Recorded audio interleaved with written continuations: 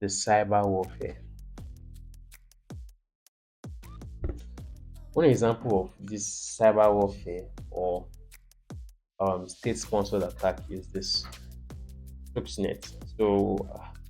This Stuxnet was a sponsored attack that involved the Stuxnet malware, and it was designed not just to hijack targeted computers but also cause physical damage to equipment controlled by those computers.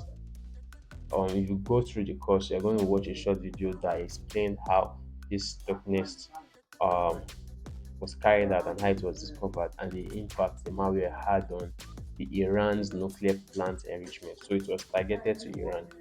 Or so the purpose of cyber warfare is majorly gain advantage over adversaries, whether they are nations or competitors. So I'm telling you that um, companies fight against companies in the cyberspace. You may not be aware of it. You may not be aware of it. All right. So cyber warfare is used in the following ways, which is one of them is to gather compromised information or defense secrets. So a nation or international organization can engage in cyber warfare to steal defense secrets and gather information about technology that will help narrow the gaps in its industries and military capabilities. Furthermore, compromised sensitive data can give attackers leverage to blackmail personnel within a foreign government.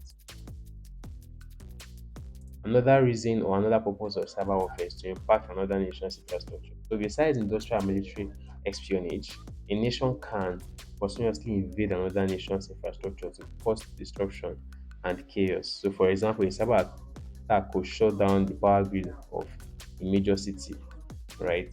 Another thing to consider is the consequences. If it were to happen, roads would be congested and the exchange of goods and services would be halted. So patients would not be able to get the care they would need if an emergency occurred.